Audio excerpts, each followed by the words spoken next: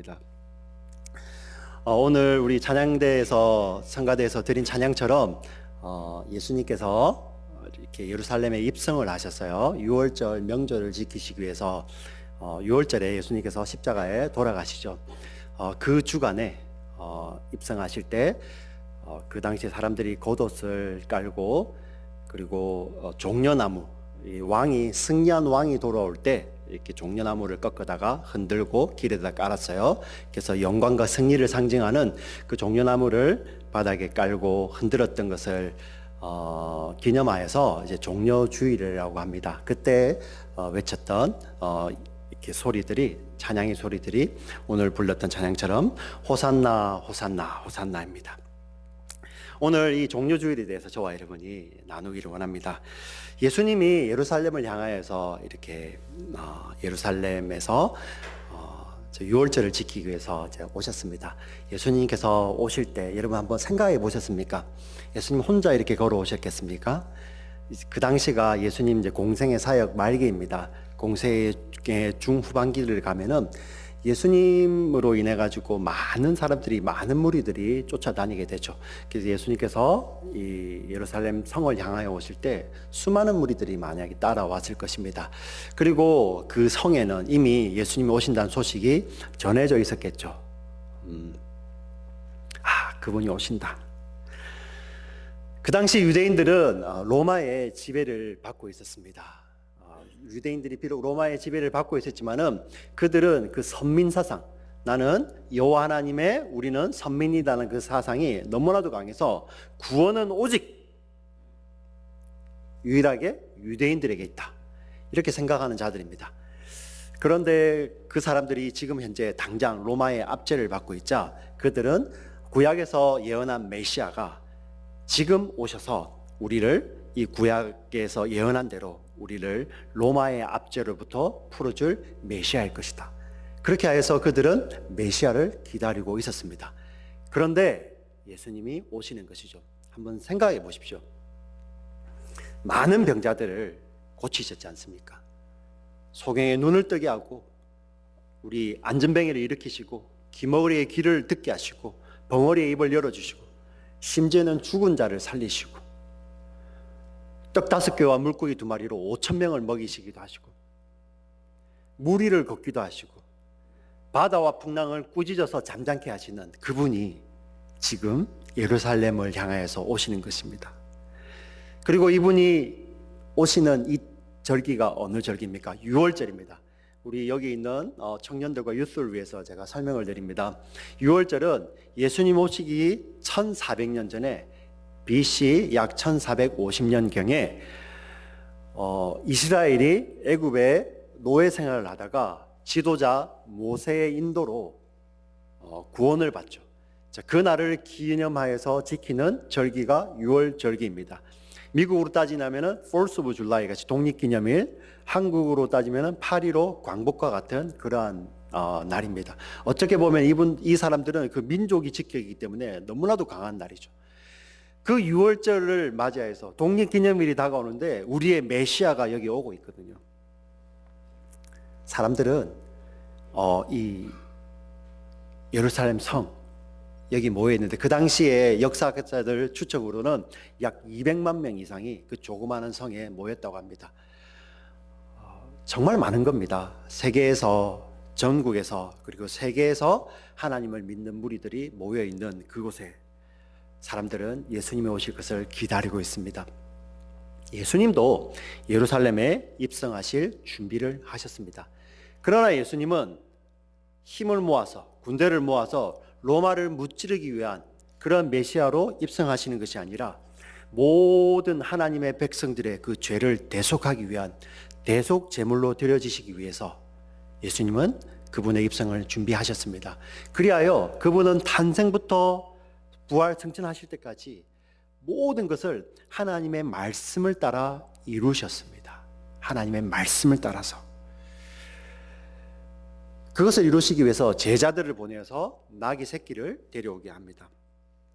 만물의 주인이십니다. 이 당시에 로마가 지배하던 시기에, 여러분, 로마는 강력한 힘을 바탕으로 이 세상을 다스렸습니다. 그래서 로마를 통치하는 로마의 황제들은, 그리고 개선장군들은 항상 흰 말을 탔습니다. 흰 말을 타고 승리를 상징하고 승리의 월계수를 쓰고 그들은 어떤 성에 들어올 때 입성을 했었죠. 그런데 예수님은 그 흰 말이 아닌, 승리의 상징이 아닌, 정말 아무도 타지 않는, 한 번도 타지 않은 나귀, 그것도 나귀의 새끼를 타고 들어오십니다. 유인즉슨 메시아가 나귀를 타고 들어오신다고 예언이 되어 있기 때문에 예수님은 하나님의 아들이심에도 불구하고 그분이 나귀를 타고 오십니다. 스가랴 9장 9절을 같이 한번 읽어보겠습니다. 스가랴 9장 9절이 오늘 마태복음 21장 5절에 나와 있는 이 예언의 말씀입니다. 같이 읽겠습니다. 시작.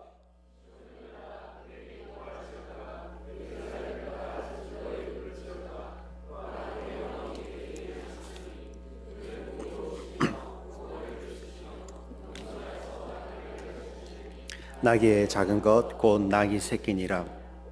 아멘. 하나님이신 예수님이 이 땅에 오셔서 가장 낮은 모습으로 나귀를 타고 들어오십니다. 무엇을 위해서 이러한 모습으로 들어오시는 것입니까? 바로 하나님의 백성들의 구원을 위해서입니다. 초라한 모습으로 나귀 타고 지금 입성하시는 예수님은 하나님의 사랑이요, 하나님의 은혜요, 하나님의 구원이신 것입니다. 여러분 그거 아십니까? 예수님께서 그 로마의 왕들이 탔던 그 백마를 타실 때가 있습니다. 성경에 기록이 되어 있어요. 요한계시록 19장 11절부터 13절에 이렇게 나와 있습니다. 같이 읽겠습니다. 또 내가 하늘이 열린 것을 보니 보라, 백마와 그것을 탄 자가 있으니 그 이름은 충신과 진실이라. 그가 진실로 그와 그 눈은 불꽃 같고 그 머리에는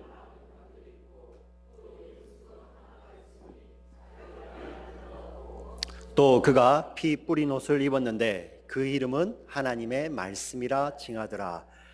아멘. 요한이 환상을 봤는데 하늘 문이 열리고 백마를 타신 분이 계시는데 그 이름을 알 자가 없는데 그 이는 충신이고 진실이고 그 이름은 하나님의 말씀이라. 누구입니까? 바로 예수 그리스도입니다. 그런데 예수님께서 역사 가운데서 이렇게 흰 말을 타셨을 때는 심판의 때입니다. 나귀를 타고 오실 때는 저와 여러분을 향한 구원의 때이지만은 그때는 예수님께서 백마를 타고 흰 말을 타고 다시 이 땅에 오실 때는 심판의 때인데 그때가 어떤 때입니까? 이 나귀 타고 입성하신 예수님을 구주로 믿는 하나님의 백성들에게는 그때가 구원의 때이지만은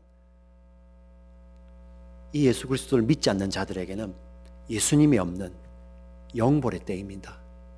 그런데 그때가 곧 속히 오는데 그때가 오고 나서는 더 이상 세컨 찬스가 없어요. 이거는 잘 들어야 됩니다. 지금 조시는 분들도 일어나셔가지고 들어야 됩니다. 이것만 듣고 주무세요. 네, 정말 중요한 겁니다. 이거는 세컨 찬스가 없어요.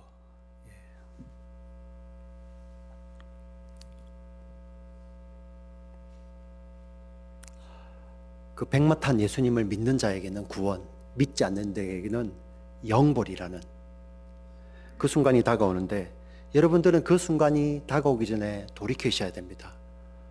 혹시 마음에 아직 내가 예수 그리스도를 잘 알지 못하는 자들, 그리고 내가 혹시 예수님을 알기는 알지만은 내 가슴으로, 내 마음으로 예수님을 영접하지 않은 자들은 이 시간에 마음의 문을 여시고 예수님을 영접하셔야 됩니다. 어떤 예수님입니까?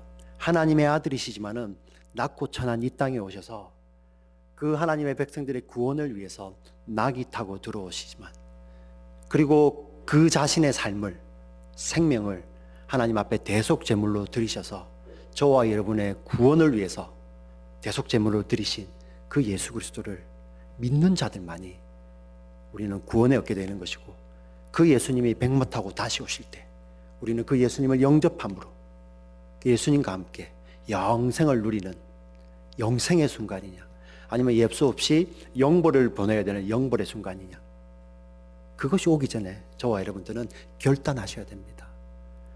오늘 이 자리에 오신 분들 중에 정말 아직 예수님을 잘 모르시는 분들에게 정말 예수님을 믿음으로 이 좋으신 예수님을 구주로 맞이하시는 그런 영생의 기쁨이 있으시기를 주님의 이름으로 빕니다. 아멘.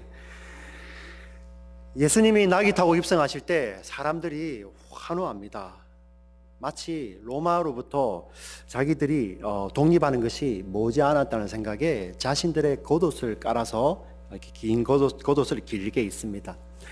예전에 왕들이 이렇게 오게 되면은 자신의 겉옷을 깔아서 길에다 깔았습니다. 왕에 대해서 온전한 굴복이죠. 온전한 순종입니다. 그리고 종려나무 가지를 흔들고 길에다 깔았습니다. 입성하시는, 승리하시는 그 왕에 대해서 영광을 돌리는 것입니다. 바로 이들이 이 예수님을 향해서 당신이 왕입니다. 당신이 우리를 구원할 메시아입니다. 믿습니다.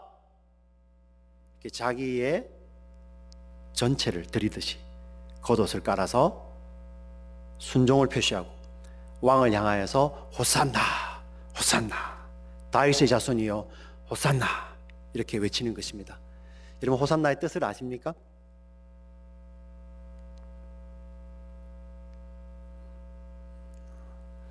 제가 예전에 예전에 청년들에 물어보니까 책방 이름 아닙니까? 네. 성경에 호산나라는 말이 구약에 나오지 않죠, 그죠? 구약에 나오지 않는데 시편 118장 25절에 있는 말씀을 이루는 말씀입니다. 같이 한번 읽어볼까요? 여호와여 구하옵나니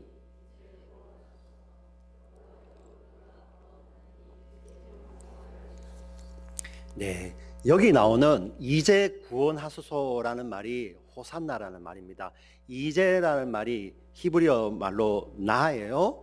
구원하소서가 호시아, 여러분 잘 아시는 구약 성경의 선지자 이름 호세아죠. 그죠? 호세아의 이름이 구원이란 뜻이에요.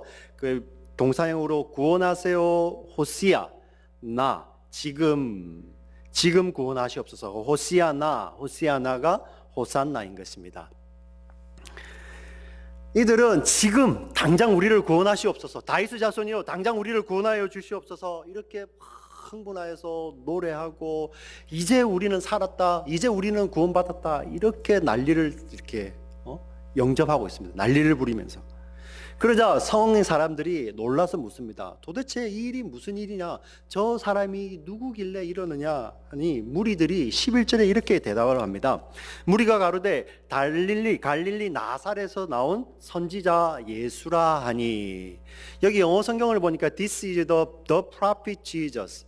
그냥 여러 명 중에 선지자가 아니라 the prophet, 우리가 아는 선지자이지 않느냐. 그 선지자가 누구죠? 예수님 지금 이렇게 기적을 일으키시고 5천 명을 먹이시고 무리를 걸으시고, 자 그런 선지자도 되겠죠. 우리가 아는 그 선지자인데 여기 있는 이 본문에서는 신명기 18장 15절에 모세가 유언처럼 이스라엘 백성들에게 이런 예언을 남깁니다.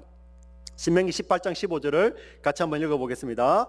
내 하나님 여호와께서 너희 가운데 너를 위하여 나와 같은 선지자 하나를 일으키리니 너희는 그의 말을 들을지어다. 출애굽을 이끌었던 그 모세가 이스라엘 자손들 향하여서 예언을 합니다. 앞으로 너희가 말을 잘 안 들어서 힘들어질 때, 너희가 종살이할 때 하나님께서 반드시 나와 같은 선지자를 일으킨다. 모세가 예언을 하죠. 이스라엘 백성들은 이 선지자, 그 선지자를 기다리고 있는데 예수님이 모세가 예언한 그 선지자구나. 그래서 이 예수님은 다윗의 자손이기도 하고 우리를 구원할 왕이기도 하고 모세가 예언한 그 선지자이구나. 그러니 이 예수님을 향하여서 호산나 호산나 우리를 구원하시옵소서, 지금 구원하시옵소서, 다윗의 자손이여 이렇게 소리치고 있는 것입니다. 여러분 이 유대인들의 기대감은 어땠을까요? 예수님이 들어오시자마자 성전에 들어가셔서 성전을 정화하십니다. 그 당시에 성전을 힘을 쥐고 있던 대제사장들이 아무 말을 못합니다. 그리고 감히 그들과 상종하지 않았던, 감히 다가가지 못했던 바리새인들을 말씀으로 꾸짖습니다. 이러니 이 사람들의 기대감은 너무나도 놀라운 것이죠. 야 진짜구나, 이 사람이 우리를 진짜 구원하시겠구나. 그런데 이 예수님이 대제사장에 팔려서 빌라도의 뜰에 끌려가게 되자 그때 그 환호하던 그 무리들이 26장에 가서 보니까 무리들이 밤에 가룟 유다를 앞세워서 검과 몽치를 가지고 예수를 잡으러 옵니다. 그리고 그 무리들이 27장에 보니 빌라도가, 이방인 빌라도가 내가 바라바를 놓아줄까? 너희의 왕 예수를 놓아줄까? 이렇게 물으니 그 무리들이 예수를 놓으소서가 아니고 바라바를 놓으소서, 바라바를 놓으소서. 심지어는 당신이 바라바를 놓지 아니하면은 당신은 가이사의 충신이 아닙니다. 그 빌라도가 당신이 왕이지 않느냐 이렇게 이야기를 하니 우리에게는 가이사밖에 왕이 없습니다. 그 무리들이 이렇게 이야기를 합니다. 예수님 입성하실 때 그렇게 환호하던 그들이, 그 무리들이 돌변하여서 예수님을 죽이라고 소리 지르고 있습니다. 무엇입니까? 예수님께서 예루살렘 입성하실 때 그 깔았던 자기들의 겉옷은 언제만 유효한 것이죠? 내가 원하는 그 길을 예수님이 내가 원하는 대로 걸어오실 때만 그 길이 유효한 것입니다. 그래서 내가 그 길을 깔았는데 예수님이 그 겉옷을 밟지 않고 다른 길로 가시면은 언제든지 겉옷을 거두어서 저자를 죽이라.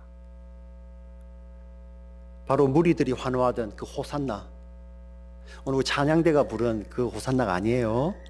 이 성가대가 부른 그 무리들이 부른 호산나가 아니고요. 여기는 구원받은 무리들이 부르는 호산나. 아멘. 자신이 없습니까? 아멘. 네. 21장에서의 이 무리들의 호산나는 바로 그것입니다. 내가 원하는 그 예수일 때만, 내가 원하는 메시아일 때만 유효한 호산나인 것입니다. 이에 반해서 예수님은 처음부터 끝까지 하나님의 말씀대로 행하십니다. 오늘 우리가 읽었던 21장 5절 본문의 말씀을 다시 한번 읽어보겠습니다. 21장 5절 같이 읽겠습니다. 시온의 딸에게 이르기를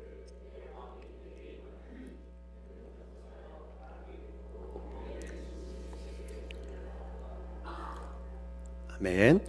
자, 여기 보면은 이 본문의 말씀은 사복음서에 다 이렇게 인용이 되어 있습니다. 스가랴 9장 9절에 나오는 예수님께서 나귀 새끼를 타고 오실 거라는 그 예언의 말씀은 마태복음, 마가복음, 누가복음, 요한복음에 다 인용이 되어 있는데 특별히 마태복음에만 스가랴에도 없고 마가복음에도 없고 누가복음, 요한복음에도 없는 한 구절이 삽입이 되어 있어요. 가운데 보시면 그는 겸손하여 짐승의 새끼를 탔도다 하니라. 이거는 예언이 되어 있는데 멍에 매는이라는 이 단어가, 이 구가 마태복음에만 포함이 되어 있습니다. 제가 이게 무엇인가 하고 찾아봤어요.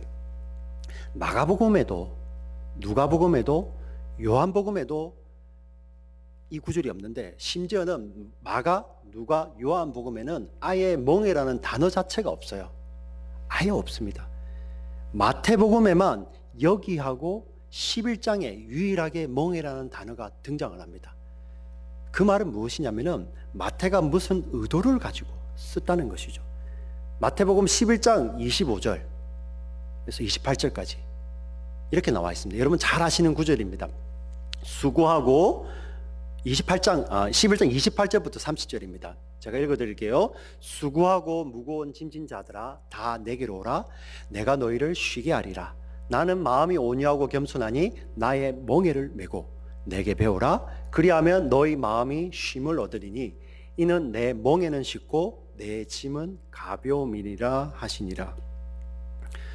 여기에 예수님께 멍에가 있다고 하고요. 그리고 마태복음 우리 21장에 보니 예수님이 그는 겸손하다고 되어 있는데 마태복음에서는 그 겸손하다는 이유가 나귀를 탔기 때문에 겸손하다는 말도 되지만은 마태복음은 그가 멍에 매는 짐승의 새끼를 탔기 때문에 겸손하다고 이야기를 해요. 다시요. 나귀를 탔기 때문에 겸손하다는 말도 되지만은 멍에 매는 짐승의 그런 새끼를 탔기 때문에 예수님이 겸손하다고 하시고 마태복음 11장에는 예수님이 멍에가 있다고 이야기를 하십니다.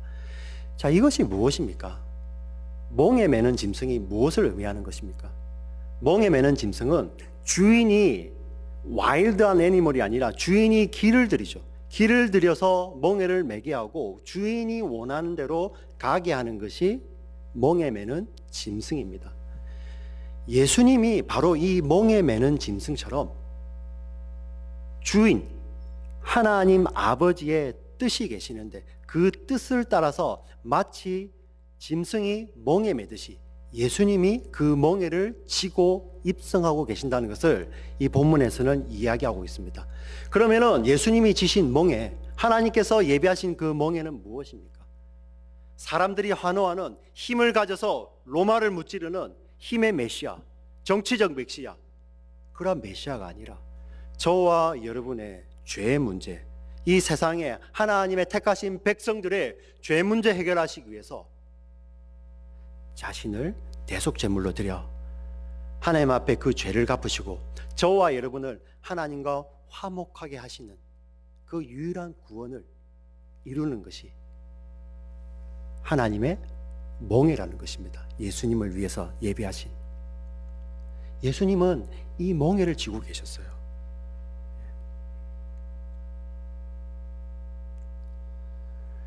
사람들은 막 환호했죠. 예수님은 몸을 입고 오셨습니다. 예수님에게 많은 유혹이 될 수도 있죠. 그러나 예수님은 그 유혹 받으시지는 않으셨죠. 예수님 그 길로 가지 마세요. 왜 힘들게 그 길로 가십니까? 여기 오셔서 우리의 왕이 되셔서 우리를 고쳐주시고 우리에게 먹을 것을 주시고 우리에게 힘을 주셔서 우리가 힘으로 이 세상을 바꾸면 되잖아요. 이러한 환호들, 제자들마저도 거기에 따라가는 그때에 예수님은 내가 가는 길은 그 길이 아니다. 어느 길을 걸어가십니까? 저와 여러분을 위해서 하나님께서 예배하셨습니다. 오로지 저와 여러분을 죄에서 구원하실 유일한 길은 그 십자가밖에 없기 때문에 마치 길들여진 짐승이 멍에를 메고 주인의 뜻에 따라 순종하면서 가듯이 예수님이 그 하나님의 뜻에 순종하여서 그 길을 걸어가고 계시는 것입니다.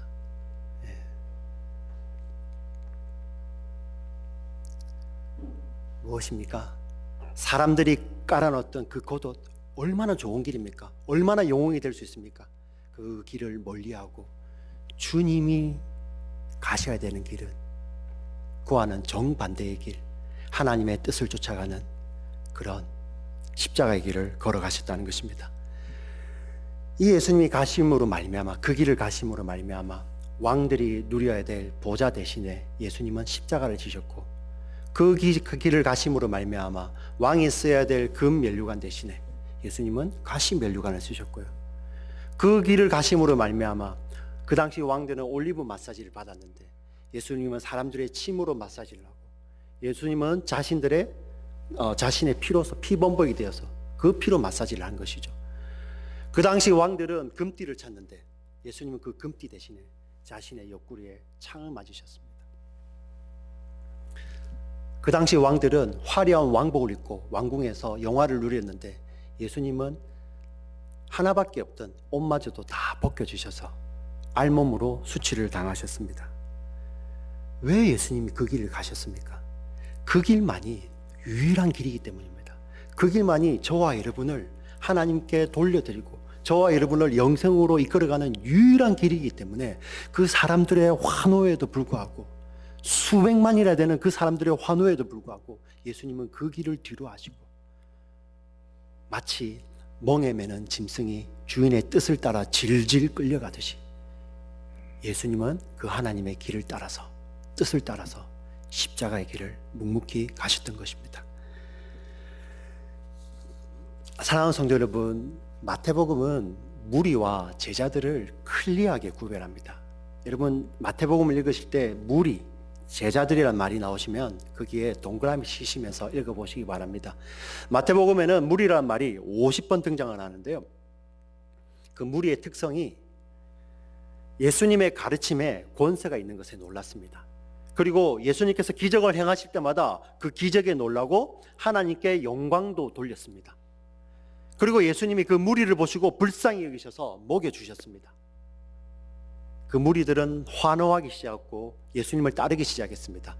오늘 본문의 말씀처럼 그 무리들은 예수님께서 입성하시자 호산나 우리를 구원하시옵소서 외치던 그 무리들인데, 그 무리들이 자신이 깔아놓은 그 길을 예수님이 걸어가시지 않자 예수님을 향하여서 저를 십자가에 못 박으소서, 십자가에 못 박으소서 외치는 무리라는 것입니다.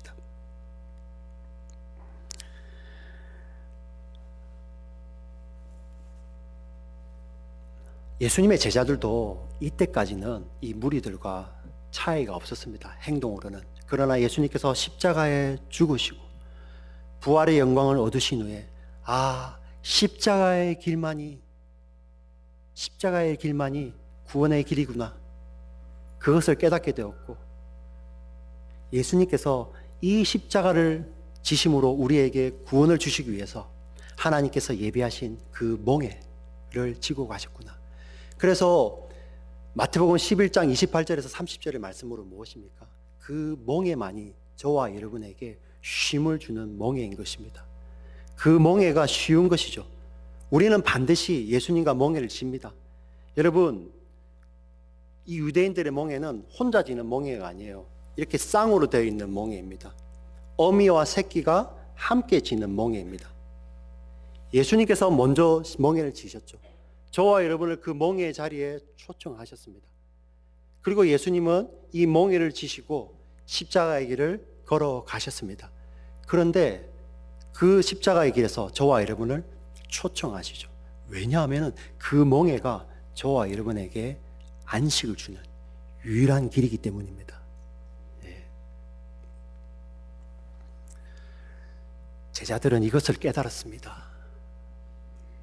그리하여 예수님이 돌아가신 후에 무리의 환호들을 다 뒤로하고 자신의 모든 것을 버려서 예수님과 함께 멍에를 쥐고 그 길을 따라갔습니다. 그리고 예수님과 함께 예수님과 같은 모습으로 죽음을 다 맞이하였습니다. 저와 여러분에게 오늘 주신 말씀이 그러면 우리 보고 십자가에서 지금 우리를 못 박으라, 그런 말씀이 아닙니다. 예수님께서는 그분이 지셨던 멍에의 길로, 멍에 아래로 저와 여러분을 초청합니다. 수고하고 무거운 짐진 자들아 다 내게로 오라. 내가 너희를 안식하게 하리라, 쉬게 하리라. 내 멍에는 가볍고 쉽다고 하십니다. 내 멍에를 메고 배우라. 예수님께서 그렇게 초청하시는 것입니다. 우리는 이제 무리처럼 자기들이 겉옷을 펼쳐놓고 예수님 이 길로 오시옵소서 이러한 무리들이 아니라 저와 여러분이 이제 제자의 삶을 사는 것입니다. 예수님이 계신 그곳에, 그곳이 어디든지 저와 여러분의 겉옷을 펼쳐드리고 완전히 굴복하여서 그곳에서 예수님과 함께 멍에를 메고 함께 걷는 제자들입니다.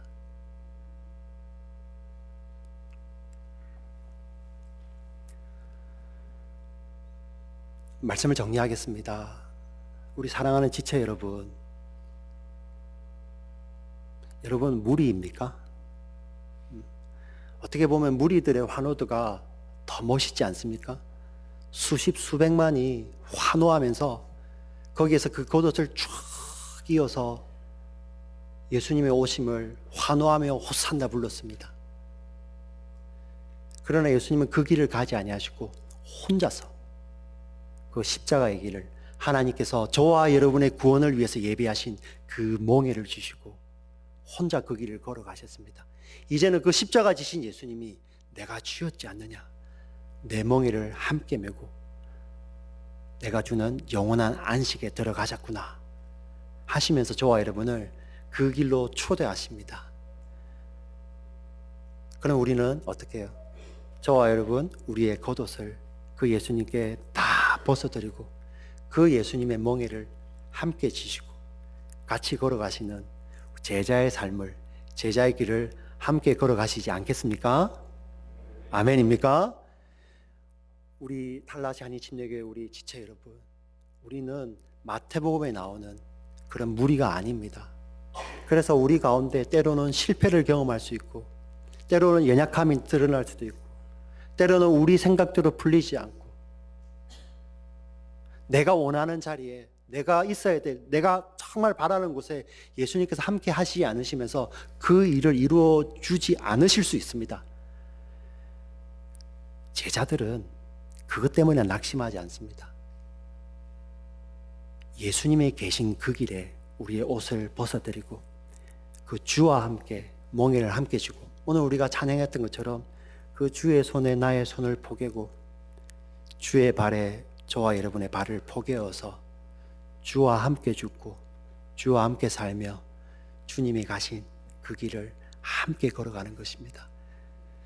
그 십자가에서 죽으신 예수님과 함께 우리가 죽는 것이고, 그 예수와 함께 살아서 예수님께서 이 마지막 때에 승리의 주, 심판주로 오실 때 우리는 그 예수님을 함께 흰옷 입고 영접하며 제자들로서 주님 속히 오시옵소서, 호산나 호산나 우리를 구원하시옵소서, 이 찬양을 돌려드리는 제자들인 것입니다.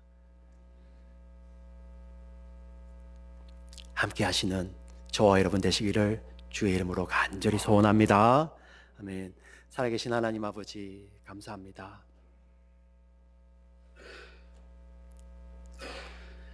그 환호하는 그 무리들의 외침을 뒤로 하시고 십자가의 길을 가셨던 그 예수님, 하나님께서 창세전에 예비하신 몽에는 하나님의 백성들을 구원하실 십자가셨습니다.